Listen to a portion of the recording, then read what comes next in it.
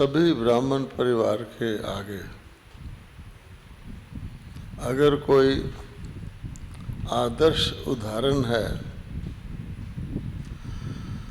तो वो मातेश्वरी जी हैं। क्योंकि जब किसी के आगे कोई उदाहरण रहता है तो उसको देख करके फॉलो करना, समान बनना आसान हो जाता है।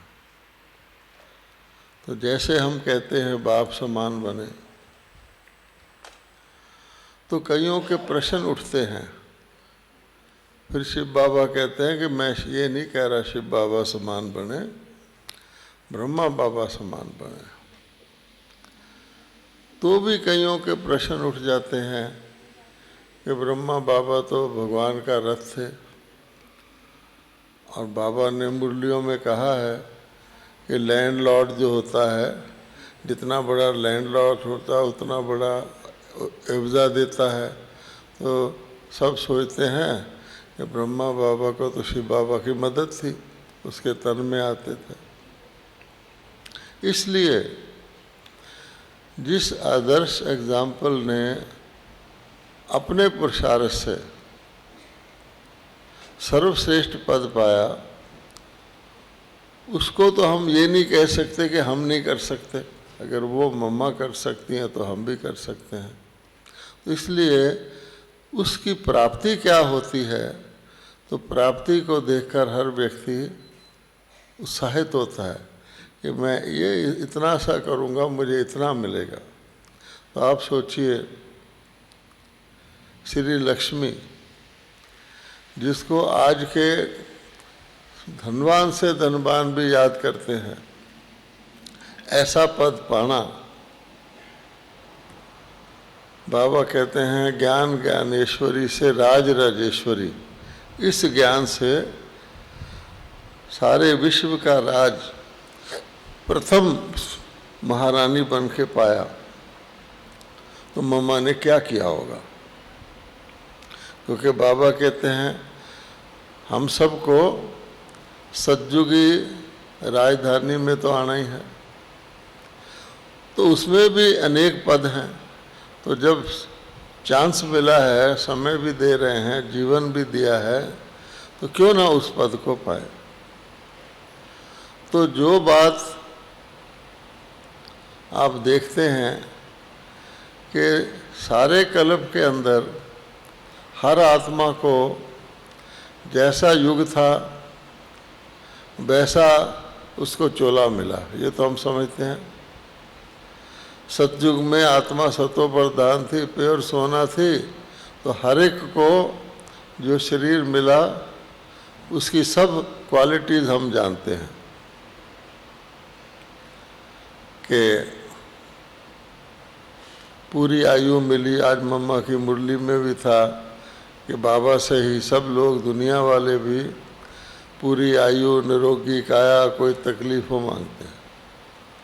अब एक एक्टर, आज की दुनिया में कोई एक्टर है, किसी ने गांधी बनना है तो उस जैसा रूप रेखा बना लेता है, कुछ उसकी ऊपर से टचिंग करते हैं।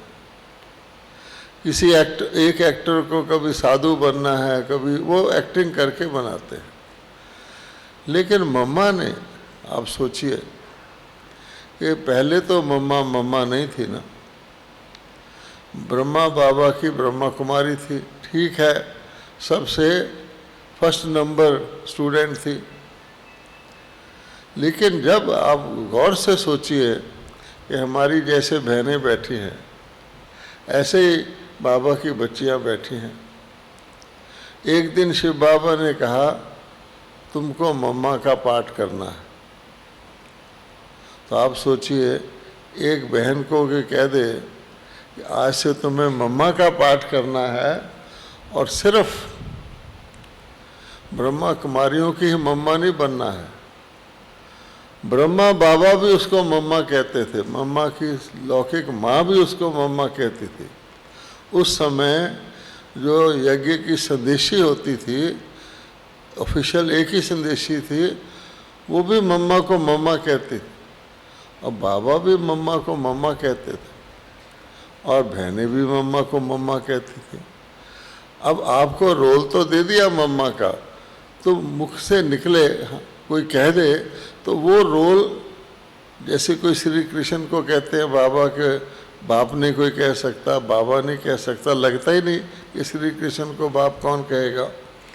लेकिन मम्मा ने उसको, एक्टर तो बाहर से ड्रेस पहनता है ना कि भाई मैं एक साधु बनना है तो गेरुआ पहन, सचमुच धारण कर लिया। कितना उसकी स्ट्रॉन्ग धारणा होगी कि भगवान ने कहा तुमको जगदम्बा बनना है और मम्मा वो बन गई, वही पाठ करने लग गई और उस पाठ को ऐसा पक्का किया आत्मा ने कि मैं अब मम्मा का पाठ करना है। कल तक जो बहनें उसको अपनी सिस्टर मानती थी अब वो मम्मा हो गई और उस रूप से नहीं अगर करेगी पाठ तो किसी कौन स्वीकार भी नहीं करेगा, किसी को लगेगा भी नहीं। तो कितना ज़बरदस्त परिवर्तन। मम्मा तो कुमारी थी लेकिन आज भी उनका चित्र पीछे लगा हुआ है। आयु का सवाल नहीं है। यंग आयु के एक्टर भी दुनिया में माँ का रोल करते हैं, थोड़ा बालों के सफ़ेद कर लेते हैं, लेकिन उसने तो स्वरूप ही बन गई। तो जो हमें कहा जाता है स्वरूप बन जाओ, ज्ञान स्वरूप बन जाओ। अच्छा, ज्ञान तो बाबा मम्मा को भी वही देते थे, लेकिन उसका स्वरूप प्रैक्टिकली बन गई और वो पाठ वाकई ही बजाया। ऐसे नहीं कोई टाइटल की मम्मा थी, वो वाकई वो पाठ बजाया। तो सोचिए इसके पीछे क्या था। इसके हम तो कल भी मैंने बताया था कि अन्य जितने बीके हैं वो सब संपूर्ण बनते हैं। इसीलिए मैंने कहा था कि जो साधु महात्मा ताजी आत्मा उतरती है वो बड़ी रुष्ट पुष्ट लगती है क्योंकि नई आत्मा होती है। लेकिन यहाँ तो हम सब अपने 84 में या 83वें जन्म में हैं। सारे जन्मों का, पिछले जन्मों का द्वापर से लेकर बोझ है, कर्म बंधन है। तो नेचुरली आपको बढ़िया से बढ़िया दवाई भी मिल जाए, जब तक उसका इलाज से आप ठीक ना हो तो ऐसे लगेगा ना ये भी रोगी है। तो आत्माएं रोगी, फिर मम्मा की भी वैसी आत्मा थी। आप जानते हैं अंत तक बाबा ने उनका हिसाब कैसे चुकता कराया। लेकिन जब उनको वो पाठ मिला तो उस वक़्त उनका चेहरे का फीचर ऐसा हो गया कि कोई कहते थे ज्ञान का, आपके ज्ञान का सबूत क्या है। हम ब्रह्मा बाबा का चित्र नहीं देते थे, मम्मा का देते थे कि ये देखो। और किसी भी उस वक़्त के कोई भी ताजी उतरी हुई आत्मा से भी ज़्यादा मम्मा फ्रेश लगती थी, मम्मा उस तरह का रूप था, सब उसको सम्मान देते थे। तो ये कैसे हो गया? तो जैसे अभी बहन जी बता रही थी, इसका एक ही शब्द रखेंगे, वो है फ्रेश। फ्रेश। अब आप देखिए हम सब भी फ्रेश कब फील करते हैं?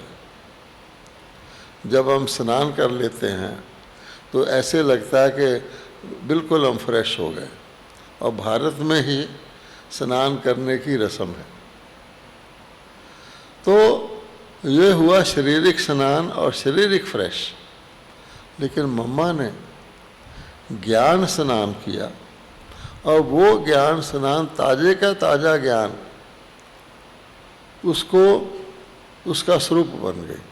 तो इसका मतलब क्या हुआ कि हर वक्त फ्रेश होती रही। और जैसे जैसे ज्ञान भी हमारा, आप सब जानते हैं, ज्ञान धीरे धीरे धीरे बाबा ने रिफाइन किया है। जैसे स्कूल की पढ़ाई होती है, चाहे वो साइंस का स्टूडेंट हो या डॉक्टरी का हो, लेकिन शुरू से लेकर धीरे धीरे धीरे रिफाइन होता है। बाबा कहता है ज्ञान भी मैंने रिफाइन किया। पहले तो कहते थे तुम ही पर, मैं ही परमात्मा हूँ।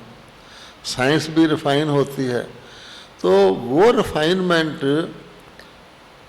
का जो दवाई मिलती है ज्ञान अमृत, वो मम्मा ने उसको धारण किया। कल ही मुझे किसी ने फूलों का गुलदस्ता दिया था, उसमें ये सफ़ेद सफ़ेद जो फूल होते हैं बड़े खुशबूदार वो थे। मैंने उसको अपने कमरे में रख लिया अपने पास कि बहुत अच्छा है। आज सुबह मैंने देखा, अभी एक ही दिन हुआ है, वो पीला पीला हो गया है। मैंने भाई को कहा भाई इसको जाके बाहर रख दे। तब मैंने सोचा कि एक दिन में ही जिसको हमने रखा था आज हम उसको कहें ऐसे कर दे, दूसरे शाम तक तो हम कहेंगे इसको फेंक दो। अब मम्मा ने उस ज्ञान को ताजे के ताजे को, तो ताजे का तो फर्क होता है, और यही बाबा के ज्ञान में और शास्त्रों के ज्ञान में फ़र्क है। शास्त्रों का ज्ञान ताज़ा नहीं है। जो शास्त्रों का ज्ञान पढ़ता है उसको हम कहते हैं आचार्य, ठीक है ना। आचार्य का क्या मतलब होता है? एक होता है ताज़ा आम खाना, एक आप सोचते हैं भी आम सारा सीजन हम खाते रहें, तो अब कच्चे आम का अचार बना लेते हैं, ठीक है ना। उसमें मसाले मसूले लगा के चलो भी आम का अचार खाया, किसी वक्त भी खा लो। तो आचार्य का क्या मतलब है? कोई ज्ञान सीख लिया, कोई वेद सीख लिया या शास्त्र सीख लिया, और जो किताब भी जो है जब मर्जी पढ़ लो। अब आप सोचो कि कोई भी दवाई, कोई भी दिन, कोई भी वस्त्र हर वक्त का होता है। अब गर्मियों में क्या कोट पहनते हैं? गर्म कोट नहीं, आप कहेंगे फेंको। बहुत गर्मी हो आपको को मूंगफली खा ले, आप कहेंगे नहीं। और सर्दी आएगी तो आप कहेंगे मूंगफली की बड़ी वैल्यू है। इसी प्रकार से समय के अनुसार चीज़ होती है। तो बाबा ने आज मुरली सुनाई, सबने सुनी, सबने धारण की। या तो ब्रह्मा बाबा, वो तो कहते थे कि मैं यहाँ से शिव बाबा बोलता, मैं यहाँ से सुन लेता हूँ, मैं कोई मुरली मिस ही नहीं करता। फिर मम्मा, तो मम्मा ने उस मुरली को ना सिर्फ सुना, जैसे बाबा ने धारण किया उसी प्रकार से धारण किया कि लेकिन शिव बाबा उनको और भी ज़्यादा एक्स्ट्रा नंबर देता है। ये तो मेरा रथ था, तुमने आगे सुन लिया, इसलिए पहले लक्ष्मी फिर नारायण, पहले मम्मा फिर बाबा, आप कभी नहीं कहेंगे। तो मम्मा फ्रेश, और उससे चढ़ती कला फ्रेश होती गई होती गई होती गई। एक बार बड़ी दीदी जो मम्मा से नेक्स्ट थी ज्ञान में, और बड़ी दीदी जो थी बहुत अमीर घराने की थी। जैसे ब्रह्मा बाबा बड़े ज्वेलर थे, तो जब यज्ञ में आए थे ब्रह्मा बाबा अपना धन भी लाए थे, और बड़ी दीदी उस समय बहुत अमीर घराने की, बहुत सारा वो भी धन लाई थी, और मम्मा से नेक्स्ट थी। तो एक दिन बड़ी दीदी ने बाबा से पूछा, बाबा ये बताइए कि मम्मा मम्मा क्यों है, कैसे? उसका भाव था कि मैं मम्मा क्यों नहीं, क्योंकि मेरा भी देख लीजिए, मैं तो धन भी लाई हूँ और उतनी ही मैं सेवा करती हूँ। तो बाबा ने मुस्कुरा दिया। कुछ दिन बाद हमेशा बाबा के पास, जैसे बहन जी ने बताया, मम्मा टकटकी लगा के बैठी रहती थी। जो कुछ बाबा करते थे, कर्म में भी करते थे, बोल में भी करते थे, तपस्या में भी दृष्टि देते थे, मम्मा उसको हूबहू देख के धारण करती रहती थी। जैसे किसी को कोई इस चीज़ को देखकर, मान लो आपने मोर को देखकर पेंटिंग बनानी है, तो आप मोर का हर ध्यान रखेंगे नहीं। तो एक कोई बाबा से कोई मिलने आया बाहर वाला, तो मम्मा भी बैठी थी, दीदी भी बैठी थी, वो साथ साथ बैठते थे। तो दीदी ने सोचा ये आया है, इसको बाबा कोई फल देगा, तो अंदर जाके फल ले आई। बात पूरी हो गई। तो उसके बाद बाबा ने कहा, बच्ची तुमको पता लगा मम्मा मम्मा क्यों है, कैसे है? वो व्यक्ति मिलने आया था, तुम ये सोच कर के बाबा को टोली देनी है, तुम लेने चली गई, मम्मा गई। ये बताओ कि टोली लाना इम्पोर्टेंट था या जो बाबा उसको सुना रहा है उसने तो पूरा सुन लिया, तुमने तो थोड़ा मिस किया, ये बताया बाबा ने। अब ऐसे आप अंदाज़ा लगा सकते हैं कि हू बहू जी हाँ की बात तो अलग। जी हाँ का तो मतलब ये बाबा ने कहा तुम मम्मा बन जाओ और बन गई। हम तो खुद देखते थे बाबा मम्मा को मम्मा कहकर सचमुच जगदम्बा के रूप में याद करते थे। जैसे मम्मा बड़ी दीदी की मम्मा है, लौकिक में तो ठीक है अपनी माँ की मम्मा है, ब्रह्मा बाबा भी जगदम्बा को जगदम्बा के रूप में ही स्वीकार करते थे। अच्छा और देखिए, हम कहते हैं, दुनिया वाले कहते हैं स्थापना पालना विनाश, हम क्या कहते हैं? स्थापना विनाश पालना। कि भाई अगर विनाश नहीं होगा तो असुर रहेंगे, तो पालना कैसे होगी? ठीक है। और उसके लिए हम कहते हैं पहले पार्ट ब्रह्मा का है, फिर शंकर का है, फिर विष्णु का है। अब मम्मा का देखिए गौर से, सरस्वती, सरस्वती के द्वारा क्या किया? ज्ञान सुनाया, स्थापना का पाठ किया। सरस्वती के बाद सीधी लक्ष्मी नहीं है, सरस्वती दुर्गा फिर लक्ष्मी, अर्थात ये शेर या शेरों जैसी शक्ति, उसका तो नाम ही, जैसे पंजाब का कहीं होटल होता है हिंदुस्तान में लिखा होता है शेरे पंजाब, है ना, कहीं भी होगा। और बाबा चंद्रमणि दादी जो पंजाब की इंचार्ज थी उसको शेरे पंजाब कहते थे। मशहूर है भी जहाँ व्यक्ति द्वारा गिना जाता है। तो मम्मा को तो दुर्गा की शेर पर सवारी ही दिखाते हैं और शेरा वाली उसको कहते हैं। और ये जो सिंहासन होता है, सिंह में भी शेर होता है कि शेर के ऊपर जो सवार हो जाए, इतना ताकतवर आत्मा हो, वही राज सिंह आसन पर बैठता। और आप जानते हैं सिंहासन पर कई जगह शेर का वो लगाया होता, अर्थात उसने, शेर से सब डरते हैं, शेर किसी से नहीं डरता। तो उसने, मम्मा ने दुर्गा के रूप में पापियों का नाश नहीं किया, लेकिन उनके पापों का नाश किया, तब जाके फिर वो श्री लक्ष्मी बनी। तो स्थापना, विनाश और पालना। अगर आप और गौर से सोचें, बाबा खुद कहते थे कि बच्चे धीरे धीरे बाबा की पूजा कम, देवताओं की पूजा भी कम और शक्तियों की पूजा ज़्यादा होनी शुरू हो गई है। क्योंकि मनुष्यों को पहले तो शक्ति चाहिए और वो ज़्यादातर रात के वक़्त करते हैं, क्योंकि अंधकार, अज्ञान अंधकार का प्रतीक है। तो देवियाँ तो हम बहुत गिनते हैं, हर प्रकार के जीवन की हर आवश्यकता की देवी है। अन्नपूर्णा भी है, संतोषी माँ भी है, शीतला देवी भी है, तो ज्वाला देवी भी है। यानी कोई किसी को ठंडे होने की ज़रूरत है क्रोध से, तो शीतला देवी है। किसी को उमंग उत्साह में आने की ज़रूरत है तो ज्वाला देवी है। हर देवी है, विद्या की भी देवी है। अच्छा, नाम उनके अलग अलग हैं। हम नव दुर्गा कहते तो 9 जैसे होते हैं ना, अष्ट शक्तियाँ, इस प्रकार से 8 शक्तियाँ मेन गिनी की उनकी देवियाँ बनाई हुई हैं। फिर शिव बाबा है। लेकिन अगर आप गौर से देखेंगे, वो सारे रूप मम्मा के हैं। जैसे मम्मा कहते हैं कि अम्बा क्या करती है, वो सब मनोकामनाएं पूर्ण करती है।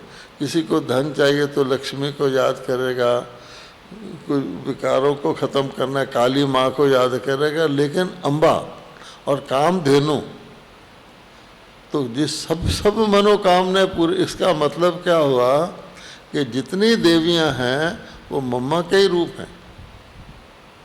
आप देख लो, लक्ष्मी कौन है? मम्मा का ही रूप है। जो धन जिसको सबसे वैल्यूएबल गिनते हैं, चलो 3 को ही ले लो, ज़्यादा ना लो, तो दुनिया में कहा जाता है व्यक्ति के पास बुद्धि हो अर्थात विजडम हो, सद्बुद्धि हो, व्यक्ति के पास धन हो और व्यक्ति के पास शक्ति हो। जिसके पास ये तीनों चीज़ें हैं वो व्यक्ति असफल हो ही नहीं सकता, क्योंकि अगर धन है बुद्धि नहीं है तो भी गड़बड़ है, और धन और बुद्धि है भी हेल्थ खराब रहती है तो भी गड़बड़ है। तो ये तीनों की तीनों मम्मा के पास थी। तो इसलिए एक बात तो ये हो गई कि मम्मा ने यानी परमात्मा के बच्चा होने के रूप से परमात्मा का एक सारे उनकी शक्तियाँ, उनके सारे गुण, उनका सारा ज्ञान धारण मम्मा ने किया और 100% किया। सैंपल है, इसीलिए उनका सारे भारत में सारे कल्प में उसका यादगार है। अब प्रश्न दूसरा एक और है, अब मम्मा क्या कर रही है? मम्मा को शरीर छोड़े कितने वर्ष हो गए? बाबा से भी पहले मम्मा ने शरीर छोड़ दिया, अर्थात मम्मा ने इतनी संपन्न, क्योंकि उसमें मम्मा को फ़ायदा था। बाबा कहते हैं मैं उल्टी सीढ़ी चढ़ के उतरा था। आज भी मम्मा ने मुरली में कहा कि लोग कहते हैं बूढ़ों को ज्ञान देना चाहिए, तो मम्मा कहती कि आप सारी ज़िंदगी बता दी, उल्टी सीढ़ी चढ़े और उतरे, कि मरते वक्त किसी को कहे तो MA पास कर ले तो क्या फ़ायदा है? तो उस ज्ञान का फ़ायदा तो चढ़ने से पहले है। तो वो तो मम्मा ने समझाया, लेकिन मम्मा क्योंकि कुमारी थी तो बाबा कहता उसके कारण भी मम्मा को प्लस नंबर दिया गया। अब सवाल ये पैदा होता है कि ब्रह्मा बाबा को तो हम देखते हैं, जानते हैं कि ब्रह्मा बाबा ने शरीर छोड़ा, अव्यक्त हो गए, हमारे लिए अव्यक्त वतन में हैं, और ब्रह्मा बाबा अपना कार्य और तेज़ी से कर रहे हैं। तो आप सोचिए मम्मा क्या कर रही होगी? क्या मम्मा जन्म लेके किसी के घर बस बैठी होगी कि भी ठीक है सज्जुग आएगा तो मैं लक्ष्मी बन जाऊंगी? नहीं। जिस प्रकार से, और अभी कोई देवी देवताओं का राज तो आया नहीं कि मम्मा किसी के उसके घर में पैदा हो गई, कितने वर्ष हो गए हैं। इसमें तो लोग 2-2 जन्म ले लेते हैं, चलो 1 जन्म भी सही। तो मम्मा जैसे अभी संगम चल रहा है, ये भी बात है, तो मम्मा जैसे ब्रह्मा बाबा को हमने ज्ञान से समझा हुआ है कि ऐसे ऐसे ब्रह्मा बाबा व्यक्त लोक में हैं और सेवा करते हैं, बच्चों के चक्कर लगाते हैं, देखते हैं, सकाश देते हैं, तो ये पक्का समझ लीजिए कि मम्मा तो फर्स्ट नंबर है। तो वो भी सूक्ष्म में किसी भी रूप में हो वो अलग बात है, क्योंकि उसने जन्म लिया हुआ है। अगर हमको पता लग जाए तो सारे लोग क्या करेंगे? सब काम छोड़ के, है ना, जैसे कहते हैं ना कृष्ण के रूप में भगवान आता तो सारे लोग ही उसके पीछे भागते। नहीं, लेकिन गुप्त रूप में हम सब ब्राह्मणों की, अभी तक भी मैंने एक संदेशी से पूछवाया था कि मम्मा क्या कर रही है, तो उन्होंने बताया कि मम्मा ब्राह्मणों के अंदर कहीं कहीं जो उनकी परफेक्शन होने में जो उसका आवश्यकता बाकी है, उसमें मम्मा सकाश दे के मदद कर रही है। तो ऐसे नहीं है कि मम्मा थी या ब्रिजमोहन जी ने मम्मा देखी है, नहीं, देखा तो किसी ने शिव बाबा को। यानी आज भी हमारी, आपको महसूस करना चाहिए कि हम अकेले, जैसे बाबा कहता आपका अकेला पुरुषार्थ काम नहीं करता, आपके साथ बाबा का मदद पुरुषार्थ काम करता है, आपके साथ जो दूसरे की आप सेवा करते हैं उसका आशीर्वाद काम करता है।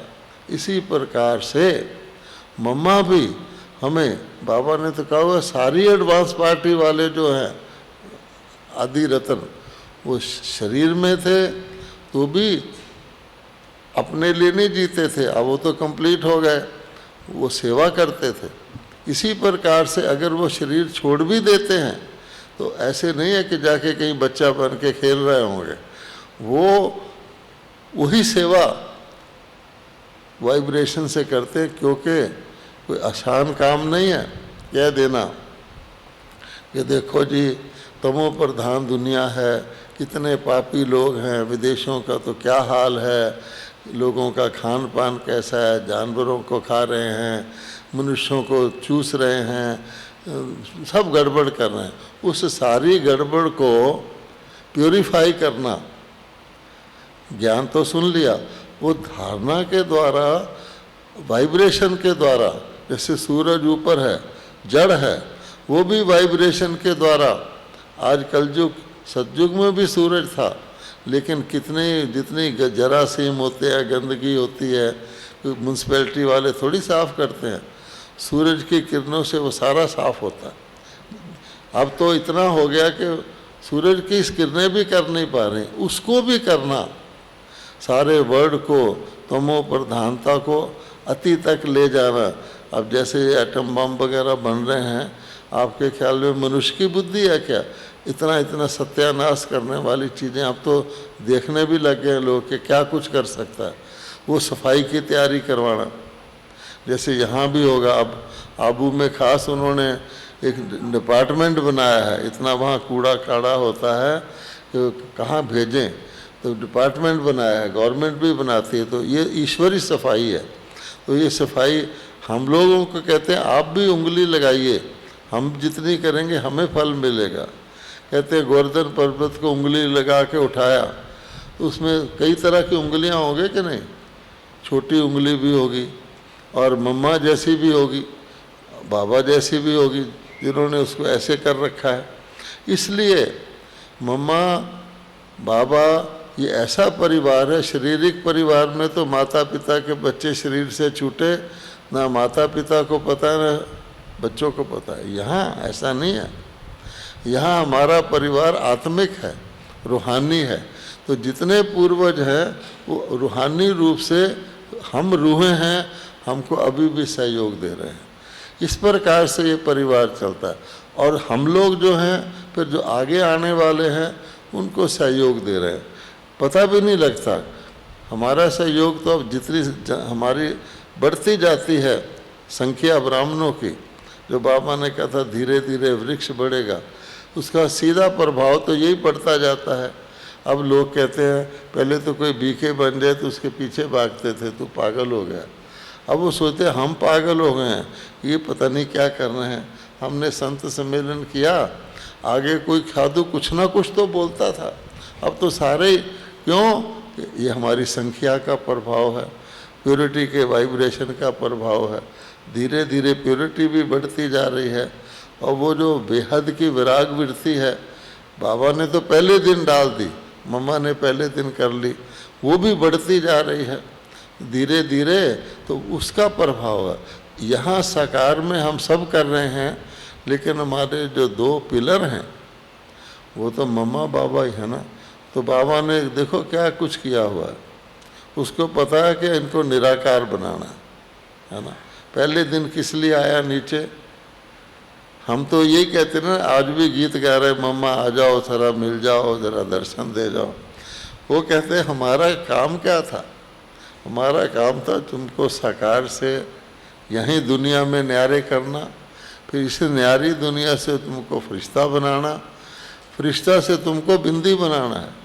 तो बाबा ने इसलिए साकार का तो पाठ पूरा कर दिया। गुलजार दादी का भी पहले कहते थे, बाबा कहते हैं आखिर कब तक चलेगा, धीरे धीरे धीरे। और उसने ऐसे ढंग से किया है जैसे कोई डॉक्टर ऑपरेशन करता है ना, कि पता भी ना लगे, पहले से थोड़े तैयार भी हो जाएं, फिर वन बाय वन सबको ऊपर ले जा रहा है। अब एक लास्ट फरिश्ता वहाँ है, उससे समझो अब थर्मामीटर है, जिससे आप देख सकते हैं दुनिया कितनी है बचेगी। लेकिन उसने हमको बिंदी बनाना है और फरिश्ता बनाना है।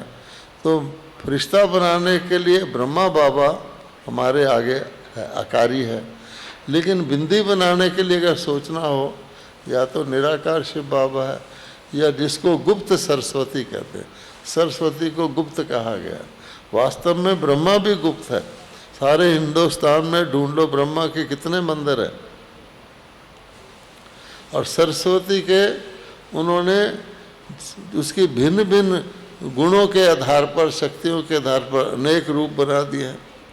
जैसे लोग कहते हैं भगवान सर्वव्यापी है, तो मम्मा के गुण आप किसी में भी देख लो। और शक्ति सेना केवल बहनें नहीं हैं, ये भी आप नोट कर लेना। भाई और बहनें हम तो आत्मा रूप है ना, हमारी हर चीज़ चतुर्भुज है। इसलिए कभी भी भाइयों को नहीं समझना हम शक्ति सेना नहीं है, और बहनों को भी नहीं समझना कि कहते फीमेल कमज़ोर होती है, नहीं, हम शक्ति सेना है। चतुर्भुज आप रहेंगे तो चतुर्भुज मैंने मम्मा आ गई आपके अंदर, क्योंकि चतुर्भुज में जो 4 सिंबल दिए हुए हैं उसको धारण करके मम्मा मम्मा बनी। मैं जब नौकरी करता था, जॉब नौकरी कहना ठीक है, सर्विस ज़रा अच्छा शब्द लगता है, जैसे काले को सांवरा कहते हैं। जब मैं नौकरी करता था, नौकरी भी करता था, सेंटर भी चलाता था और खाना भी बनाता था। अच्छा, खाना बनाने के लिए मैं कहता था मेरे फीमेल वाले हाथ आगे आ जाओ। अच्छा, ऐसा मैं फील करता था कि नहीं तो भाई कैसे खाना बनाएगा, उसमें मुझे फील भी नहीं होता था। अच्छा, जो रोल करना है उसके लिए वही शक्ति आप धारण कर सकते हो। ये जो 4 हैं, बाबा कहते हैं ना, सब में तुम्हारे नंबर पूरे होने चाहिए। पहली बात है कमल पुष्प, क्योंकि सिंबल हमारा है कि कमल समान रहो संगम पर। कमल हमेशा कीचड़ में होता है, तो आप कभी कीचड़ को देखकर घबरा जाएं, अरे आश्रम यहाँ भी ऐसा व्यक्ति है, आपको अच्छे से अच्छे देवता बनने वाले भी यहाँ मिलेंगे, और सफ़ेद कपड़े में घटिया से घटिया संस्कार वाले भी यहाँ मिलेंगे, पर वो कीचड़ है, वो कमल है। तो इसलिए कीचड़ को देख के कभी नहीं घबराओ। जैसे बाबा के मम्मा कहते हैं, बीमारी को देख के कभी नहीं घबराओ, तुम्हारा ये हिसाब किताब है किसी, क्योंकि ये भी बाबा हमके पास करवा रहा है। तो कुछ भी हो जाए घबराओ नहीं। तो पहली बात है कमल और कीचड़। अपनी आँख से हमने यहाँ कमल देखने हैं, कीचड़ नहीं देखना। किसी अस्पताल में जाओ, वहाँ भी क्या लिखा होता है, इतने मरने वाले मरीज को हमने ठीक कर दिया। किसी कॉलेज में जाओ, क्या लिखा होता है, हमारा ये स्टूडेंट फर्स्ट डिवीज़न में आया, ये सेकंड में। कभी किसी कॉलेज ने लिखा है कि मेरे स्टूडेंट फेल की लिस्ट में दिखाता हूँ, या किसी डॉक्टर और जगह किसी ये लिखा गया है कि डॉक्टर ने इतने मरीज यहाँ मर चुके हैं, नहीं। तो इसलिए कीचड़ कोई नहीं देखता। जो जाता भी है वो ये देखने नहीं जाता कि मैं कहीं मर ना जाऊँ, वो कहता है यहाँ मेरे बचने की उम्मीद है। इसलिए हमको एक तो ये कमल हो गया। अच्छा, दूसरा शंख। अगर हमने ज्ञान सुनकर सुनाया नहीं तो समझिए कि कोई चीज़, गाय घास खा रही है, दूध नहीं दे रही है, उसको ज्ञान हजम ही नहीं होगा। तो ज्ञान सुनकर सुनाना, इसके लिए शंख, वो तो जाके देवताओं के आगे शंख बजाना शुरू कर देते हैं बेचारे, शंख ध्वनि करनी है। उसका दूसरा मतलब भी है कि कम से कम अगर आप ज्ञान नहीं सुना सकते, मीठा तो बोल सकते, रोज बाबा मीठ, तो हम बोलने में हमें कोशिश करनी चाहिए जितना मीठा हो सके हम बोलें, ये भी ज्ञान की निशानी है। फिर चक्कर, अगर आप ज्ञान लेकर भी इसी जन्म का, इसी जन्म के आज के समय का सोचते रहते हो, या इस जन्म में क्या क्या दुख हुआ, सारा चक्कर नहीं घुमाया। बाबा क्या कहता है कि आज मम्मा ने बहुत क्लैरिफाई किया कि भगवान की रचना कभी दुख नहीं देती। ना आपका बेटा आपको दुख देख सकता है, ना कोई मकान दुख दे सकता है, ना कोई प्रकृति दुख का कारण विकार है। देखो, अंदर अच्छी चीज़ के अंदर भी खराब चीज़ डाल दो, ख़त्म हो गई, वायरस आ गया। तो विकार दुख देते हैं। तो ये बड़ी गहरी बात, अगर हम ये नोट करें। अब भगवान कहता है कहाँ तक तुम विकार छोड़ोगे, मैं विकारी दुनिया को ही ख़त्म कर देता हूँ ताकि वो हो ही ना, तंग ना करें। लेकिन उसमें जाएगा कौन, जिसने विकार छोड़ने का पुरुषार्थ किया। फिर आ गया गदा। गदा का क्या मतलब होता है कि आपको लड़ना ही ना पड़े। जो व्यक्ति लड़के जीतता है वो त्रेता में जाएगा। बाबा ने बता दिया, तीर कमान लेकर निशानी है। ऐसे नहीं राम सीता तीर कमान लेके राज करते। निशानी है कि जो अब भी लड़ रहा है, संस्कारों से लड़ रहा है, आदतों से लड़ रहा है, और लड़ते लड़ते ही उसका शरीर छूट गया तो वो त्रेता में जाएगा। तो हमें लड़ना नहीं है, जीतना है। जैसे शेर दिखाते हैं, शेर के आगे क्या होता है? अगर शेर जरा सा गर्ज दे तो सारे बंदर नीचे गिर जाते हैं। अच्छा, इसलिए गदा किस लिए? गदा को ऐसे नहीं कि देवता गदा चलाते थे, हनुमान जी को गदा दिखा दिया, और उसको बलवान कहते हैं, शक्तिशाली महावीर। कि आपके शक्ति इतनी होनी चाहिए आपके आगे विकार आए ही ना। जैसे साधु लोग आग जला के बैठते हैं ना कि कोई जानवर ना आए, तो ये गदा की निशानी है। तो अगर हम चतुर्भुज, तो हम हैं चतुर्भुज रहे, ना मैं मेल हूँ ना मैं फीमेल हूँ, ना मैं फरिश्ता। कभी दिखाया है फरिश्ता बूढ़ा है, फरिश्ता बच्चा है? नहीं। बच्चे को फरिश्ता इसलिए कहते हैं, इनोसेंट होता। तो कहने का भाव क्या है कि मम्मा, अगर हमने मम्मा का सम्मान करना है, सम्मान को भी छोड़ो, अगर मम्मा के समान बनना है तो हमें फ्रेश, एवर फ्रेश, उस तभी बाबा कहता है तुम्हारी चढ़ती कला होनी चाहिए, ऐसे नीचे नहीं। सुबह खुश हैं, दोपहर को किसी ने कुछ कह दिया, झूठा ही कहेगा कोई। चोर को चोर कहे तो उसको क्या तकलीफ़ है? साधु को चोर कहे, मुझे इसने चोर कह दिया, मुझे इसने ऐसे कह दिया, मुझे ऐसे कह दिया, फिर दीदी को पढ़ा दिया, दीदी उसकी मान लेती, पता नहीं क्या क्या सोचता। तो बाबा कहता है कि तुमको अपनी चिंता करनी है, हमें अपने आप को ठीक करना है।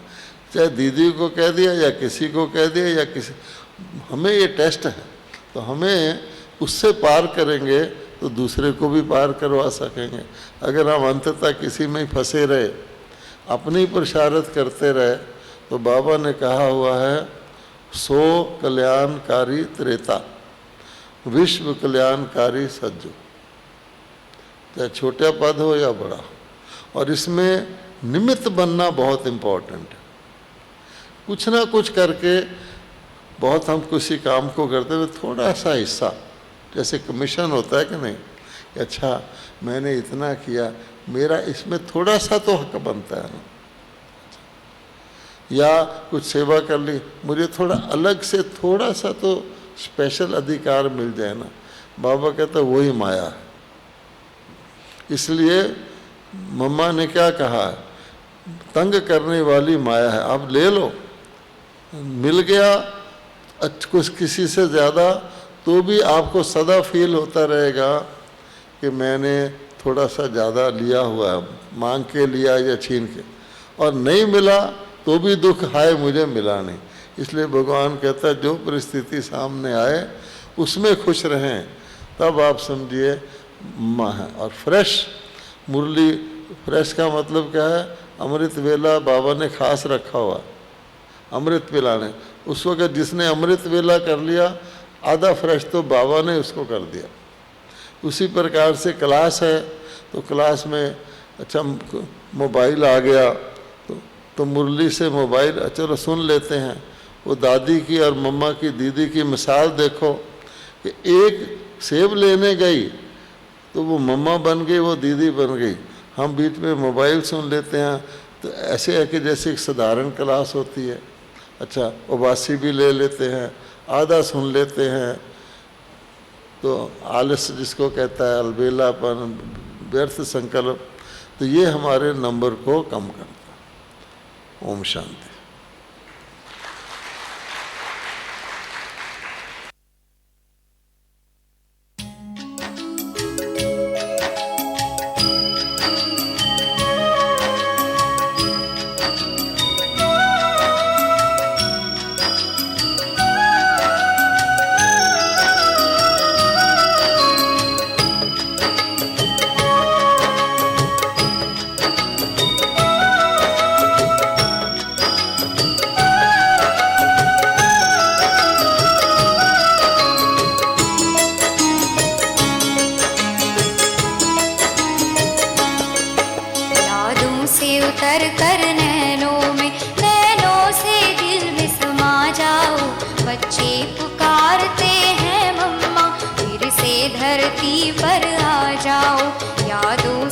उतर कर नैनों में, नैनों से दिल में समा जाओ।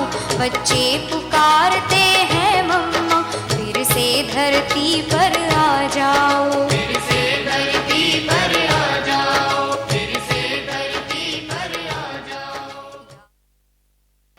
भाई साहब का बहुत बहुत धन्यवाद। भाई साहब ने बहुत सुंदर रीति से मम्मा का चित्र हमारे सामने रखा और उन्हीं शिक्षाओं को हम भी अपने जीवन में धारण करके अपने संपन्न स्वरूप को प्राप्त करेंगे। बहुत बहुत धन्यवाद भाई साहब का। और दीपक भाई बहुत ही सुंदर मीठी मम्मा की स्मृति में गीत गाएंगे, तो आप उस गीत को सुनेंगे और अनुभव करेंगे।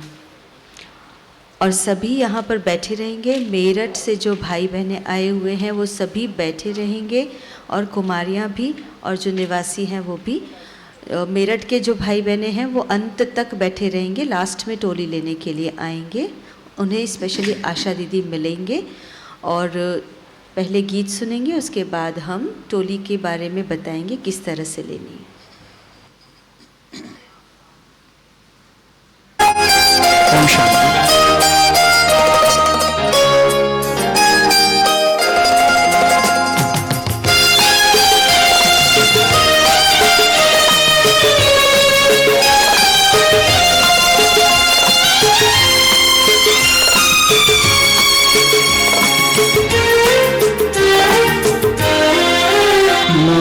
प्यार बरसता है सावन भादो जैसे, माँ का प्यार बरसता है सावन भादो जैसे। मैया तेरे आंगन में, मैया तेरे आंगन में करुणा क्या होती है, ममता किसे कहते हैं, करुणा क्या होती है, ममता किसे कहते हैं। पाया तेरे आंचल में, पाया तेरे आंचल में माँ का प्यार बरसता है।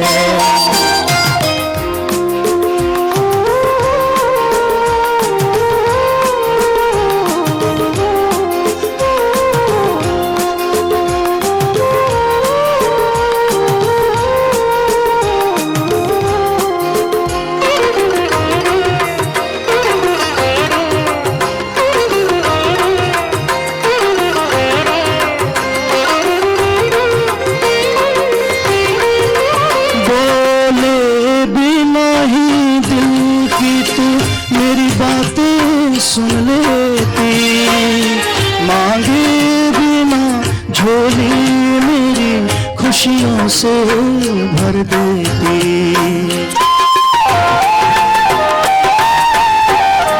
बोले बिना ही दिल की तू मेरी बातें सुन लेती, मांगे बिना झोली मेरी खुशियों से भर देती। इतना सच्चा मैंने कहीं प्यार नहीं देखा, इतना सच्चा मैंने कहीं प्यार नहीं देखा। कभी अपने जीवन में, कभी अपने जीवन में माँ का प्यार बरसता है।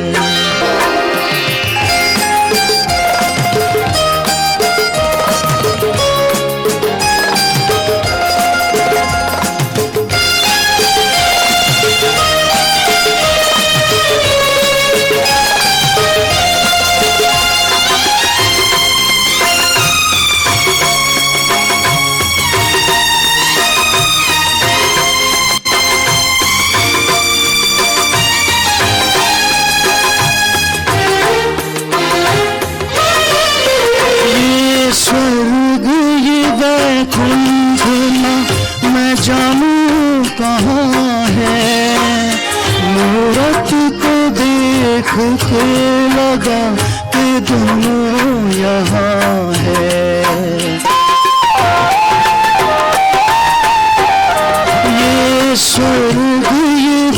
वैकुंठ मैं जानूं कहाँ है, मूरत को देख के लगा कि दोनों यहाँ है।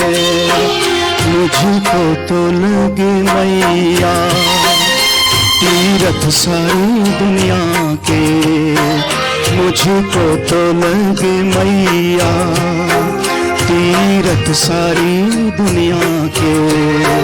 एक तेरे ही आंचल में, एक तेरे ही आंचल में माँ का प्यार बरसता है।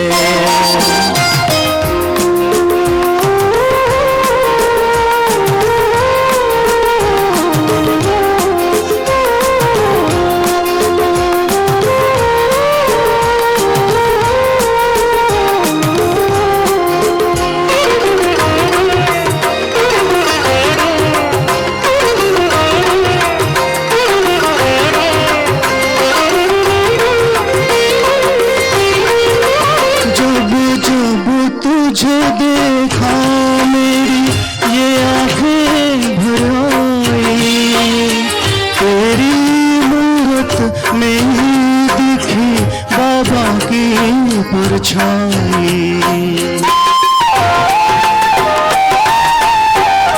जब जब तुझे देखा मेरी ये आंखें भर आई, तेरी में ही दिखी बाबा की परछाई। मुझको तो लगे मैया जननी पालनहारी, मुझको तो लगे मैया जननी पालनहारी। माँ तेरे ही दर्शन में, माँ तेरे ही दर्शन में माँ का प्यार बरसता है।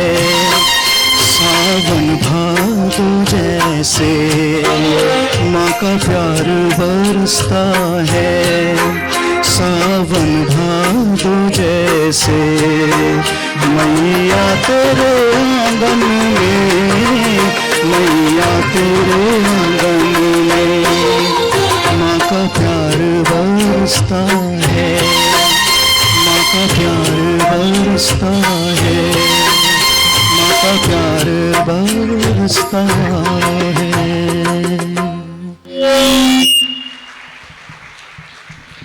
बहुत सुंदर, इतनी सुंदर गीत हम सब ने मम्मा के प्यार को अनुभव किया इस गीत के द्वारा। तो दीपक भाई का भी बहुत बहुत धन्यवाद। कुछ अनाउंसमेंट।